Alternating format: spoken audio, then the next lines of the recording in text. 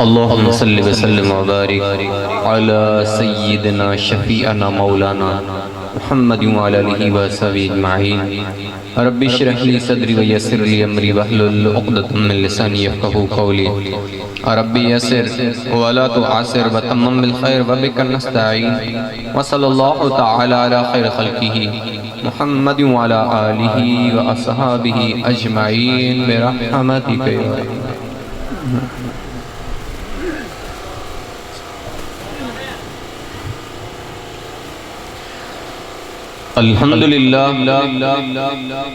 अल्हम्दुलिल्लाह रब्बिल आलमीन वल आक़िबतु लिल मुत्तक़ीन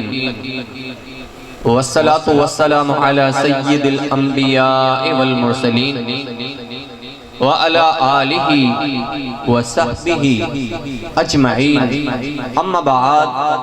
फ़अऊज़ु बिल्लाहि मिनश शैतानिर रजीम। बिस्मिल्लाहिर रहमानिर रहीम। वकील या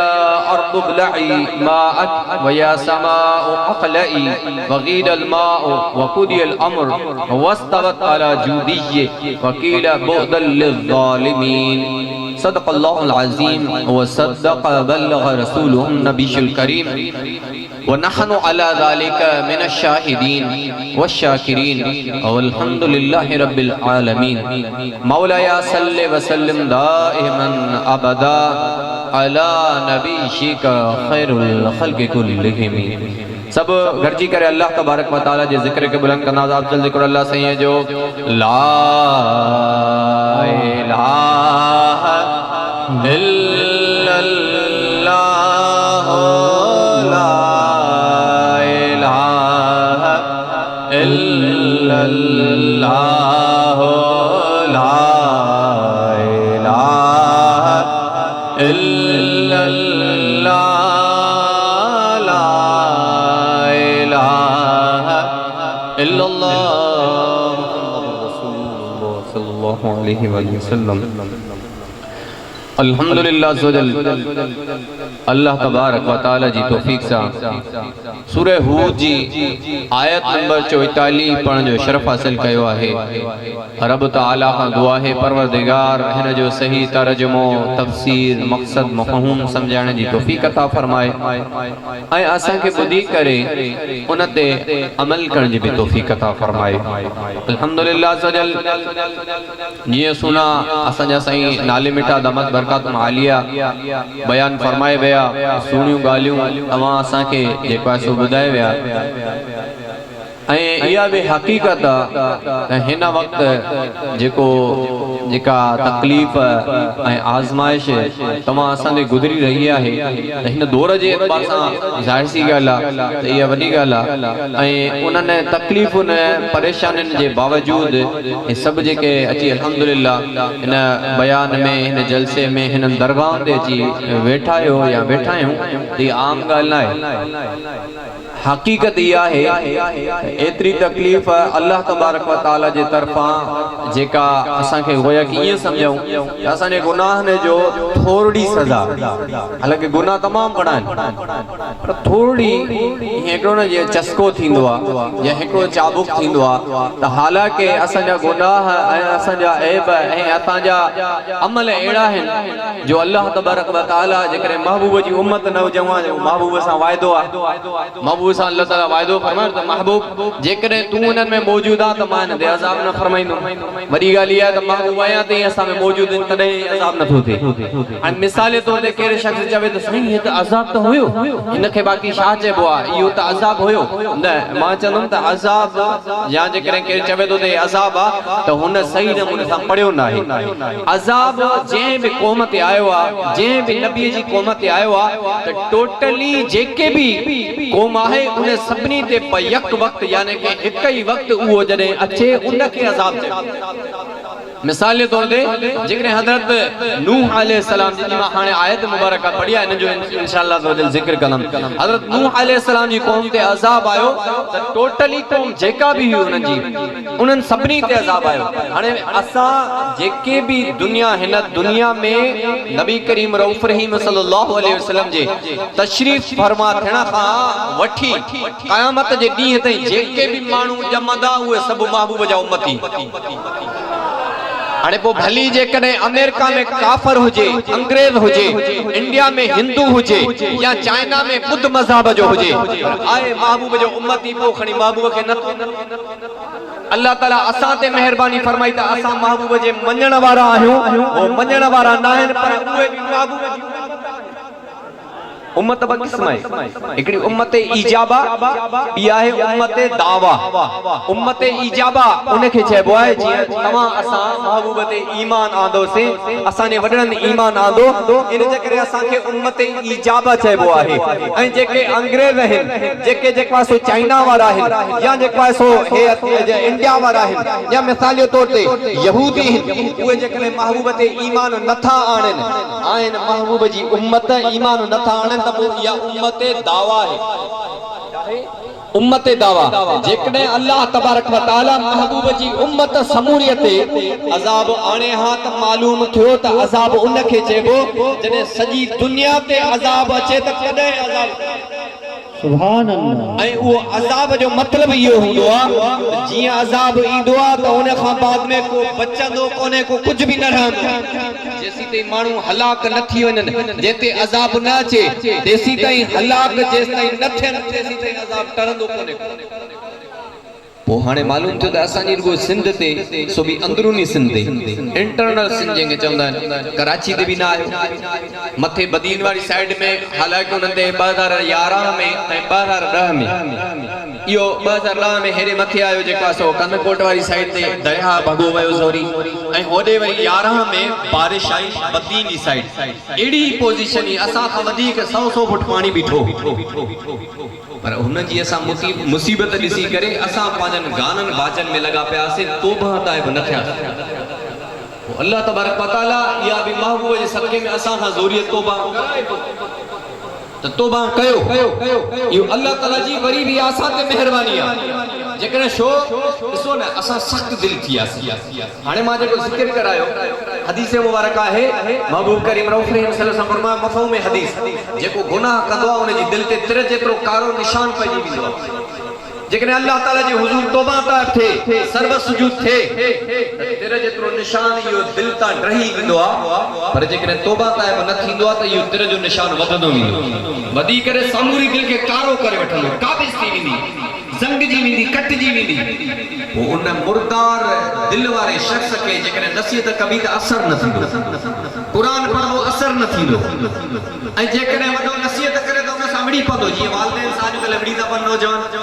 छाजे करे गाना ॿुधी हैंड फ्री हणी हणी उनजी दिलि कारी थी वई, कटिजी वई आहे। पोइ माउ पीउ जेकॾहिं चङाई चवनि त विड़ी था पवनि उन्हनि सां बि।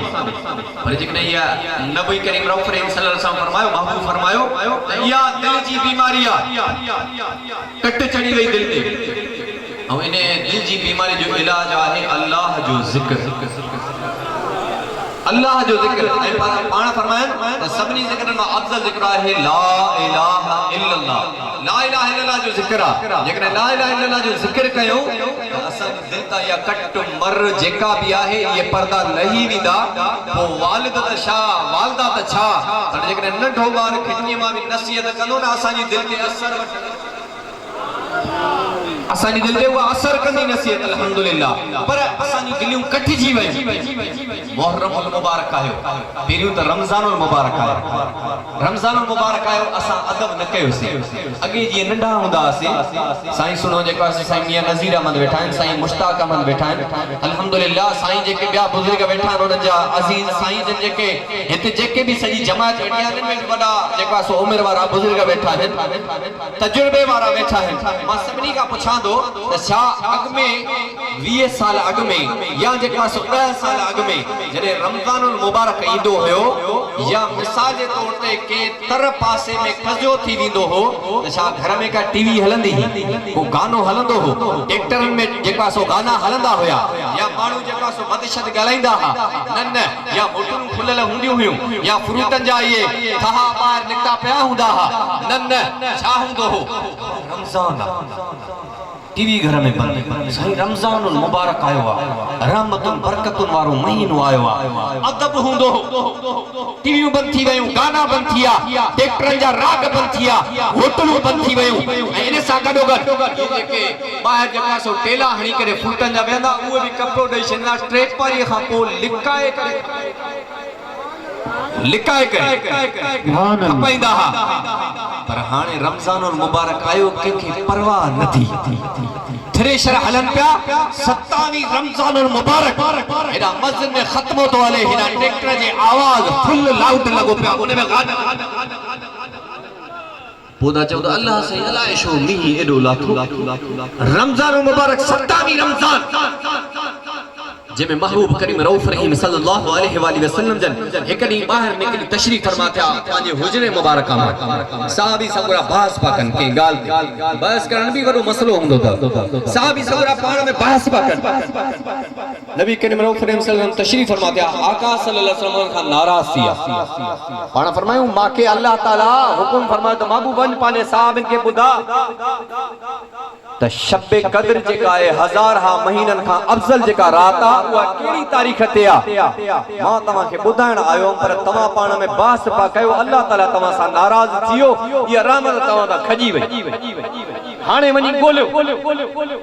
थियो त अचायो बहस सां अल्लाह सां नाराज़ थींदो आहे जेका अल्लाह सां महिरबानी इंसान ते करणी हूंदी आहे उन महिरबानी खे मोटाए वो महबूब करीम रऊफ़ रहीम सल्लल्लाहु अलैहि वसल्लम फरमायो हाणे वञी ॻोल्हियो साहब ने अर्ज़ कयो या रसूल अल्लाह गलती थी वई माफ़ी वतन आका सां फरमायो बस हाणे त उहा टरी वई पर मां निशानियूं ॿुधायां वो निशानियूं ॿुधायूं फरमायो रमज़ान मुबारक में आख़िरी ॾहे में भला 21 रातुनि में 21 रातुनि में उन जूं निशानियूं बि ॿुधायूं त अमन वारी रात हूंदी सलामतीअ वारी रात हूंदी हाणे 21 रातुनि में रमज़ान मुबारक जी 21 रातुनि में रमज़ान में अदब न कयोसीं पहिरें रोज़े में न कयोसीं ॿिए में न कयोसीं 20 ताईं न कयोसीं भला जेको आहे सो 21 ते कयूं आहे मौलाए काइनात मुश्किल कुशा जी जेको आहे सो विसाल बि हुयो उन 21 ते अदब कयूं आहे 22 ते कयूं आहे 23 ते कयूं आहे 24 ते कयूं आहे 25 ते करणु घुरिजे आहे 26 ते कयूं आहे 26 ते न कयोसीं 27 रमज़ान त मशहूर आहे भला उन ते कयूं आहे घणा बुज़ुर्गनि फरमायो त इहा शब क़द्र आहे हालांकि यकीन न आहे पक न आहे ज़रूरी न आहे त शब क़द्र जेको आहे सो 27 रमज़ान हुजे न 21 भी थी सके थी 23 भी थी सके थी 25 भी थी सके थी 27 भी थी सके थी 29 भी थी सके थी पर 27 त घणनि बुज़ुर्गनि फरमायो न त 27 रात शब क़द्र आहे शब क़द्र जो मतलब छा आहे इन्ना अंज़लनाहु फी लैलतुल क़द्र वमा अदराक मा लैलतुल क़द्र खैरुम मिन अल्फ शहर इन्ना अंज़लनाहु फी लैलतुल क़द्र ताकीद असा नाज़िल फरमायो से इन क़द्र वारी रात में कंहिंखे इन क़ुरान के नाज़िल फरमायो से इन्ना अंज़लनाहु फी लैलतुल क़द्र वमा अदराक मा लैलतुल क़द्र ए क़ुरान जा ॿुधण तोखे केड़ी ख़बर त लैलतुल क़द्र छा आहे लैलतुल क़द्र खैरुम मिन अल्फ शहर शब क़द्र एड़ी आ जो 1000 हा महीननि खां बेहतर आ साल में घणा महीना हूंदा आहिनि 12 इंसान जी उम्र घणी हूंदी आहे अॼुकल्ह त 80 85 80 85 वॾी ॻाल्हि आहे अॼुकल्ह 65 70 ते कम पूरो आहे उहे अॻियां जेको आहे सो मखणनि जा ऐं माखियुनि जा ऐं लसुन जा पलियल हुया उहे 80 खां बि सवा खां बि अॻिते टपी वेंदा पर अॼु जो चांहि जो ऐं डाल्टा जो पलियल 65 साल में पूरो थो थी वञे गोॾा अॻिते 40 साल में वेहिजी था वञनि पूरा था थी वञूं मालूम थियो त इहे जेकॾहिं असां 40 सालनि जा जेको आहे सो 12 महीना कढूं त 1000 साल न थींदा अल्लाह ताला तो फरमाए खैरुम मिन अल्फ शहर 1000 महीननि खां शब क़द्र रात भली थई मतलब छा आहे अल्लाह ताला तो फरमाए इन हिक रात में 1000 हा सालनि जी इबादत लिखी वेंदी आहे छा मतलब बरकत नफिल पढ़े त अल्लाह ताला मलाइकनि खां लिखाईंदो त लिखो त हिन 70000 साल बरकत नफिल पढ़ियो 70000 साल उम्र टोटल 85 साल ऐं 70000 साल 70,000 साल जी इबादत लिखी वने वो तो टेक हाँ टेक दियो पर जेको शख्स उन रात में वरी गाना हलाए त लिखियो इंदो त 70,000 साल इन गाना हलाया जेको इन रात में गारियूं दे त उन जो लिखियो इंदो 70,000 साल गारियूं दिनई जेको गुनाह करे शराब पे दना करे त उन जो लिखियो विंदो 70,000 साल इन यो गुनाह कयो आ मुखे बुधाए त एड़ा मानू असा जे गड इलाइकन में शहरन में घिटन में दुकानन में घरन में बैठा है जिन ये गाना इनने रातुन ते हलाया उन जा लिखी जिया 70,000 साल गाना मी शो वसो छाजी करे भला अल्लाह नाराज थियो आया शाह जे पास ने के सिंग थींदा छा नाराज ए पाणा सा हथ सा घुरायो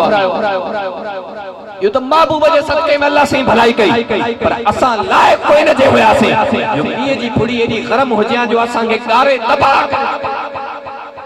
पर तभी भी महबूब जे सदके में अल्लाह ताला रियायत फरमाए वरी बिकावड़ अल्लाह यार हे एडो मी हेडी गाल हाने हलंदा सीना नूह अलैहि सलाम जिनी मां आयत मुबारक पढ़ी उन जो तर्जुमो कंदासी अल्लाह तबारक व तआला पने कलाम पाक में इरशाद फरमायो औज़ु बिल्लाहि मिनश शैतानिर रजीम बिस्मिल्लाहिर रहमानिर रहीम वकील या अर्दु बलई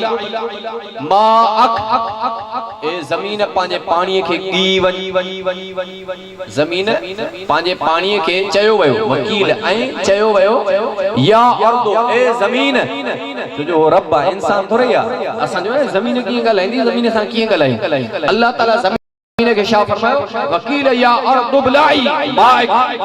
जमीन पानी पानी पीवन चूसे वन वजिया समा इकलाई आसमान तू रुक जियन पानी बंद करे शर वगीदल मा पानी खुश्क कयो वयो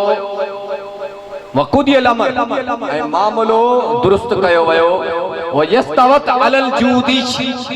ए जूदी पहाड़ ते अची जूदी जबल ते अची करे बराबर थी यस्तवी बराबर थी वकील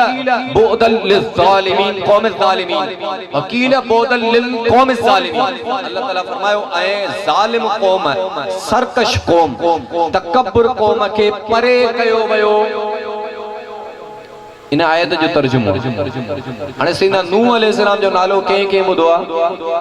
सीना नूह जो नालो बुधो त सीना नूह अलैहिस्सलाम अल्लाह जो नबी हुयो जे दुनिया में पेरियो बेड़ी इजाद कई हुई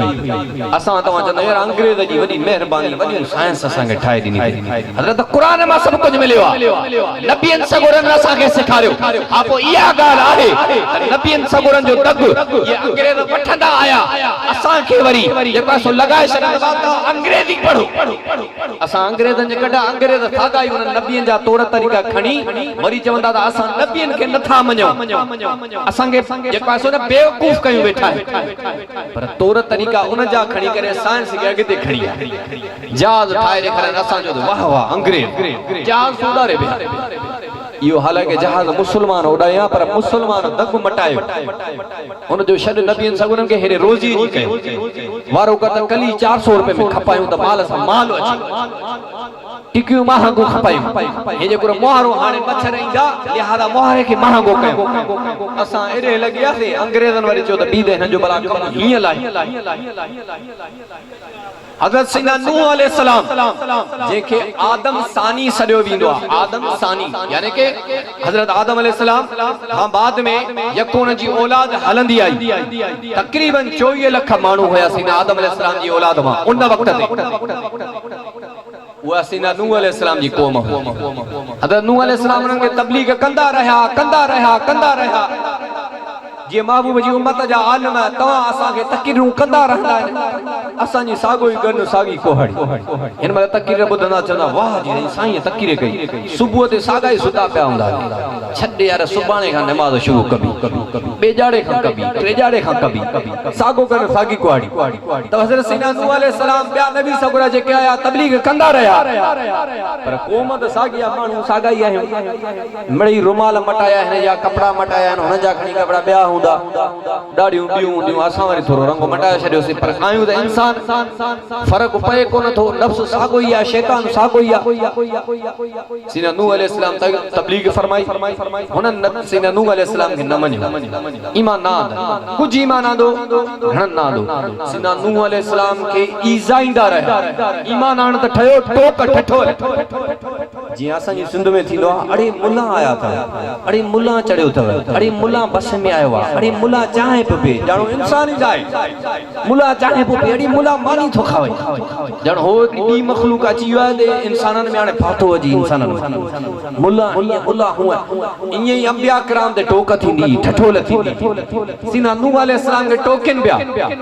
सीना नूह अलैहिस्सलाम बेज़ार थी करे दुआ घुरी परवरदिगार हिननि ते अज़ाब बस मां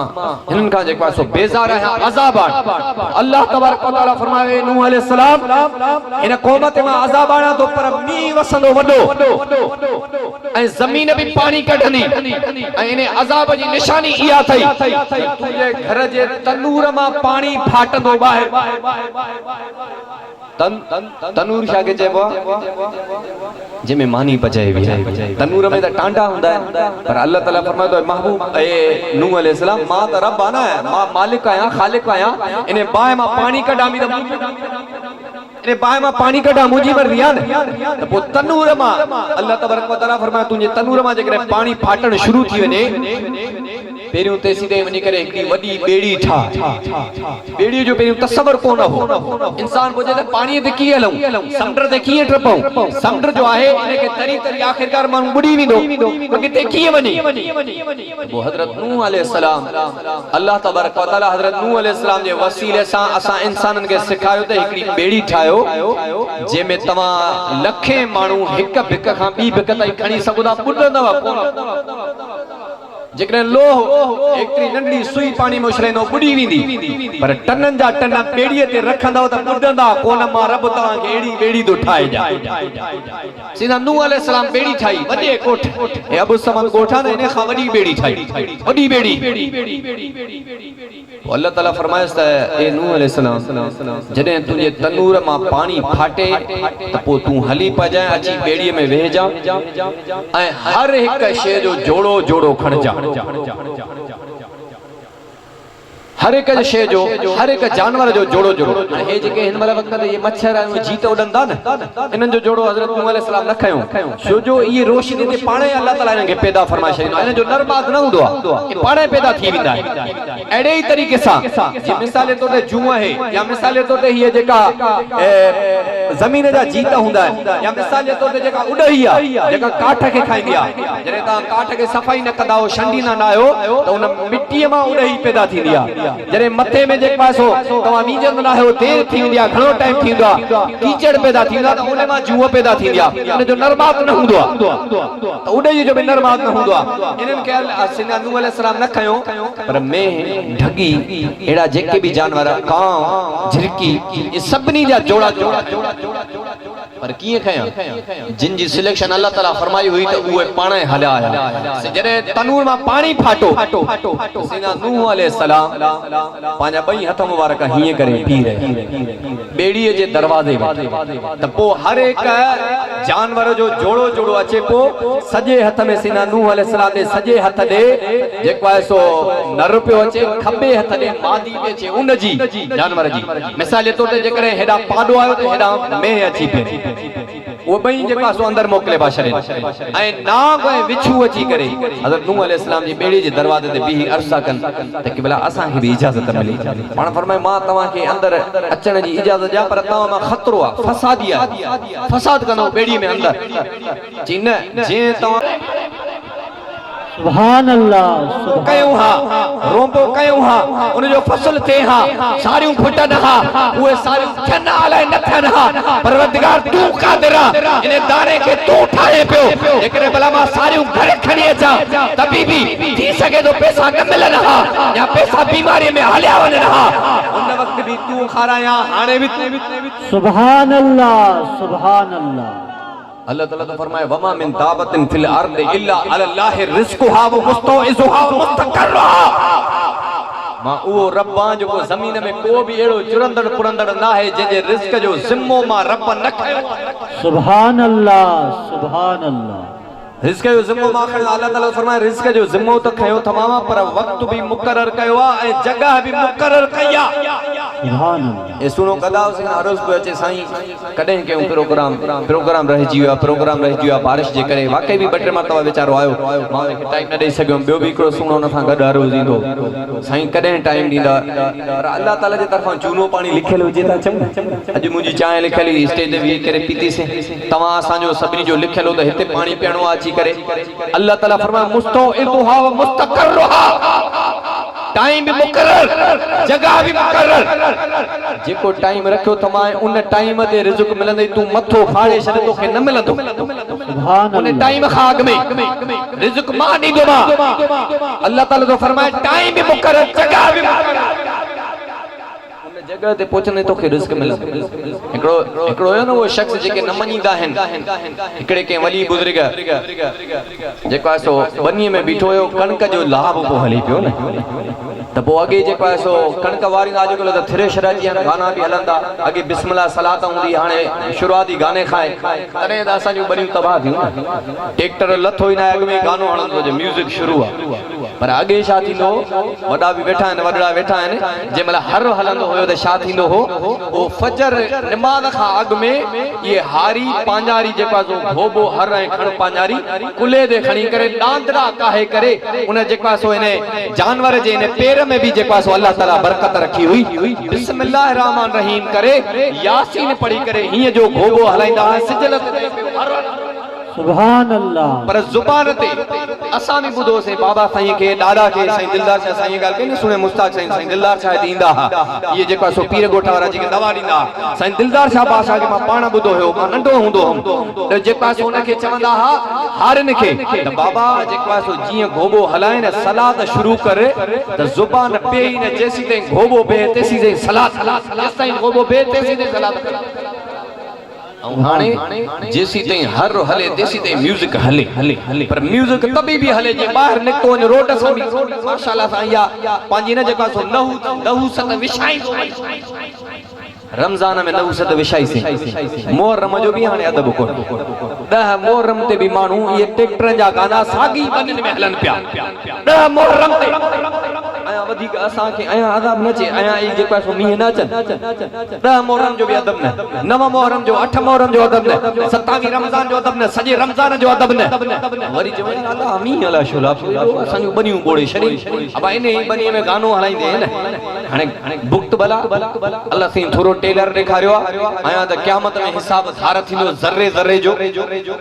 वो मौक़ो आहे हिन वक्त माफ़ी वठूं ऐं ॿेर तौबा कयूं जेको ट्रैक्टर अचे गानो हलाइंदो अचे डंडो खणी अॻियां बीह रहे हारी ज़मींदार मुंहिंजी बनीअ में जेकॾहिं ट्रैक्टर में गानो हलाए त ॿ हूंदी आहे कैसेट ऐं लाउड ॾिसूं त हलाए सही तव्हांजी बनीअ में उनखे जो त सलाह शरीफ मां पढ़ंदुमि उन खां बाद में लहजा बिस्मिल्लाह करे मुंहिंजी बनीअ में लहजा ॾिसो त इंशाअल्लाह ताला तव्हांजी बनीअ में ज़ाहिरी रुगो अन्न हीअं न हूंदो त अन्न यार बोरियूं भरिजी आहियूं ये बोरियूं भला बरकतूं कोन्हनि पता सम्झो त वॾी बरकत आहे हीअं ट्रैक्टर भरिजी था अचनि चवंदा बि ईअं आहियो न साईं अन्न बि घणो लथो ख़बर न पई अलाए काॾे पैसा अलाए काॾे हलिया विया हाणे इन जो वरी सोरो मिसाल ॾियां जेकर नाराज़ न थियो अब कुत्तो ॾिठो अथव कुत्ती बच्चा घणा ॾींदी आहे 12 8 हीअं सही घणनि महीननि में ॾींदी आहे 6 महीननि में 7 8 12 बच्चा भी कुत्ती ॾे थी माना हिकु ॻोठ में अलाए केतिरा कुतियूं ज़ाहिर थी ॻाल्हि 12 बच्चा हिकु धक में 6 महीननि में अब में भटारी घणा फर ॾींदी आहे हिकिड़ो फर ऐं घणनि महीननि में 12 महीननि में हुन जे मुक़ाबले में मथे बीणो माना हुआ बिबारो 24 बच्चा दे साल में ऐं हीअ में भटारी हिकिड़ो फर ॾे मूंखे ॿुधाए तव्हांजे ॻोठ में मेयूं घणियूं या कुत्ता घणा मेयूं घणियूं छो आहिनि हलाल रिज़्क़ आहे उन में अल्लाह साईं बरकत ई बरकत साल में हिकिड़ो फर साल में हिकिड़ो फर त बि ॻोठ में मेयूं घणियूं साल में 24 बच्चा 24 फर थी दे कुत्ती पर नजर कोन था चनाला काडे घुम थी सो जो हराम जो जे पासो हराम माल आ ना हराम माल में बरकत कोन हुंदी आ नजर घणो इंदो वडो इंदो आ पर हलाल जी हिक बोरी तूने घर में पई ने कसम खुदा जो साल न फुटाए सुभान अल्लाह साल न फुटाए सकंदी बाकी जे कने हराम जी हुजे हिक न हिक 1000 बोरियूं हुजनी खबर ही न पदी 6 महीनन में गुम जने अलाए काडी हली वई